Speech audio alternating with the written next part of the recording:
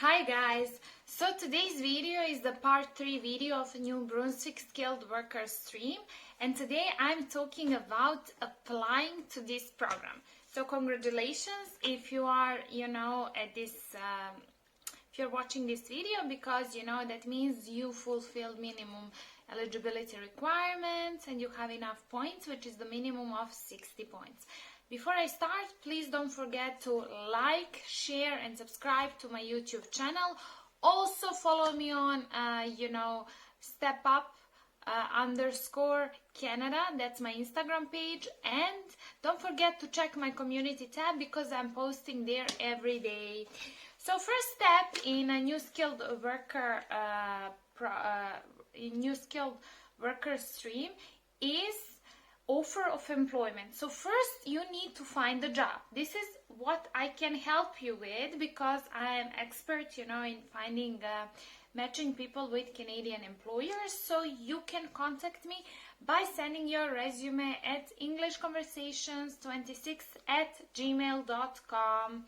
So this step, if you need to find a new Brunswick employer who will know your intention that you're applying for a new Brunswick Skilled Worker stream, he will give you permanent contract, and it's not going to be seasonal. So it has to be permanent, meaning there is no end date. Second thing you need to do, you have to check if you are PR ready. We have already spoken about this first in my first video, part 1, where I explain all the minimum eligibility requirements. So I do advise you, before you embark on this adventure, make sure you have these, requirements ready.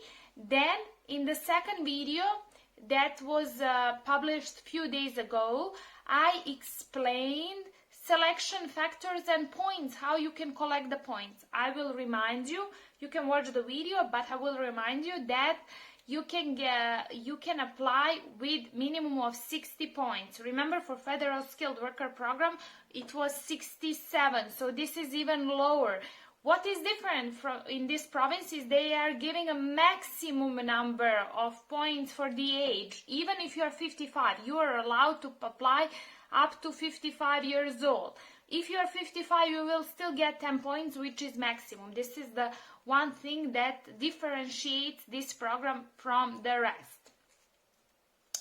My suggestion, collect all the paperwork, make sure you're eligible, then look for the employment or contact me and I can help you, get to that job interview and pass the interview. It's really important for me that you understand. You cannot buy work in Canada, so you have still to apply to a job posting with a resume and cover letter and still have to, attend the interview.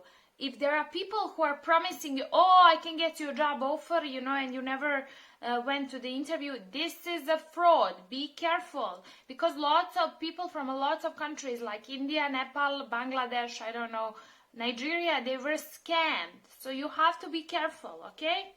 Watch my video right here so you can check if your immigration agent is legit. So person who is doing your paperwork in Canada has to have a license.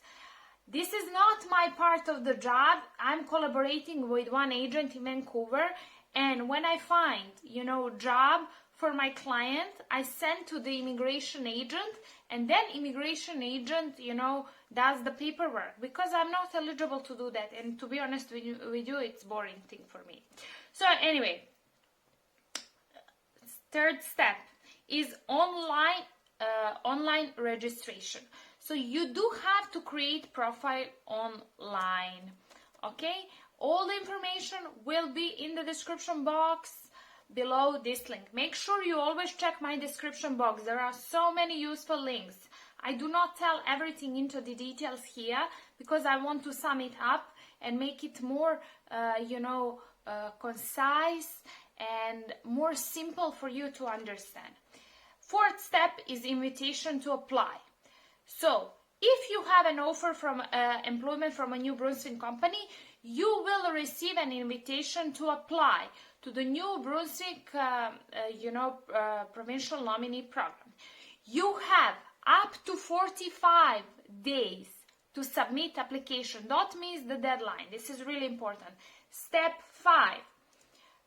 Okay, so now you are submitting your application, provincial application, after you submitted your complete application online and paid the processing fee to the Department of Post-Secondary Education, Training and Labor, PETL, PETL, will conduct full review of your application, and it will be assessed according to eligibility requirements and selection factors outlined in this guide. Again, watch those 2 videos in my playlist, New Brunswick Immigration.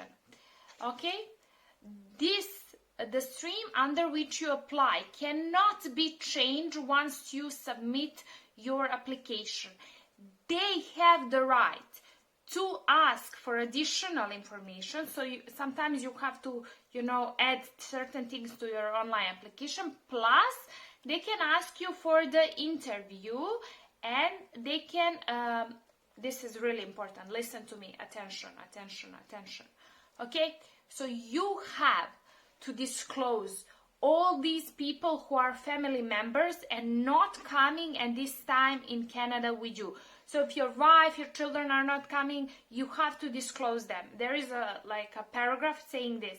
Failure to declare non-accompanying family members can be considered misrepresentation, is reportable to a IRCC, and could negatively affect your own application and any future possibility of sponsoring these family members.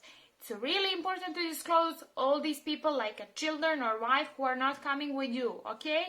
So make sure you understand this. Also, you have to disclose previous immigration applications. I'm going to read.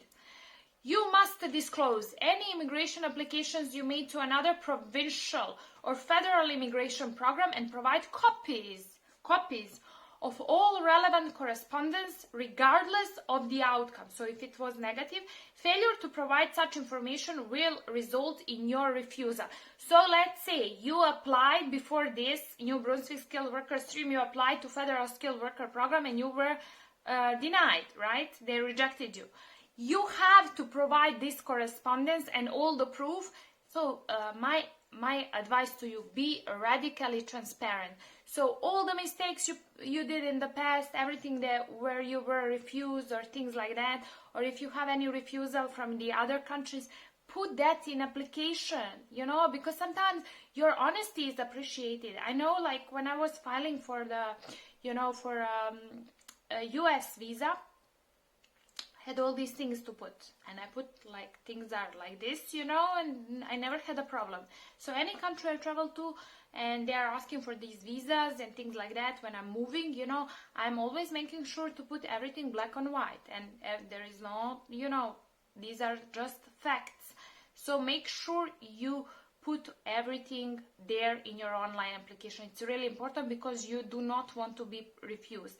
They are not returning the fee, so if you're refused, they are not going to return you the fee. Okay, so now you have the right to withdraw your application. Okay, then application approval. The decision to issue a nomination certificate shall be at the sole discretion of PETL, P-E-T-L. I told you, this is Department of Post-Secondary Education, Training and Labor.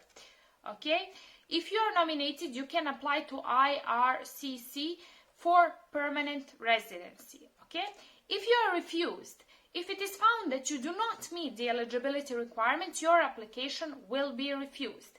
If your application is refused, you will receive a letter of refusal. There is no appeal process, so you cannot appeal, if you get the refusal letter, okay? Okay, so let's see this.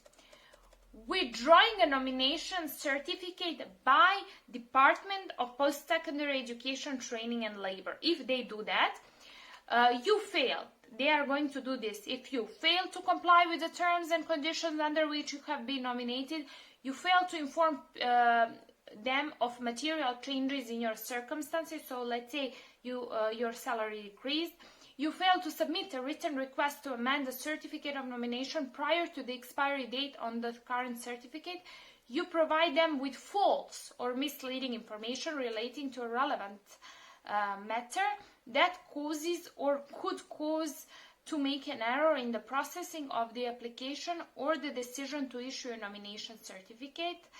And it is proven that you lack the genuine intention to live in New Brunswick. So you do need to have a genuine intention. Return again to my first video, part 1.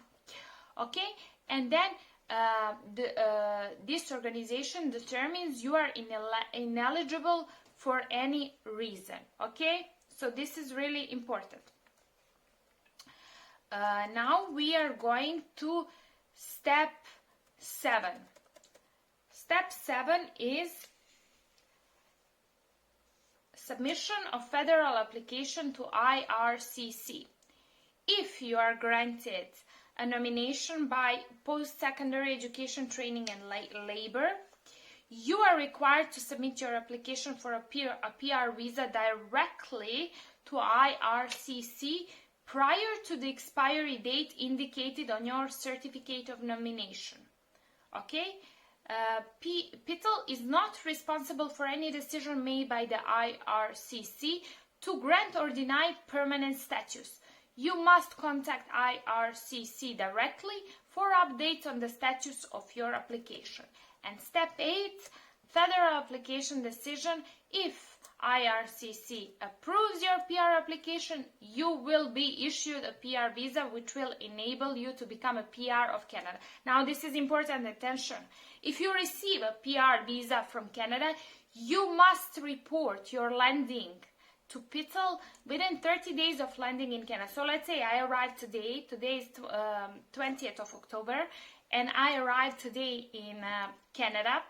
I have 30 days to report to Department of Post-Secondary Education Training and Labor that I arrived. It's really important, okay? Then, so your PR status is like, registered and all these things, they have to do legal things. Okay, so I hope I helped you. If you follow these 8 steps, you won't have any problem. Next video will be regarding, who shouldn't apply. Documents checklist.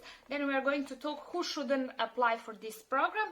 Then we will do truck drivers, because truck drivers are special category. In this case, New Brunswick Skilled Worker stream. And then we will discuss some employer information. Thank you so much again. Please don't forget to like, share, and subscribe to my YouTube channel.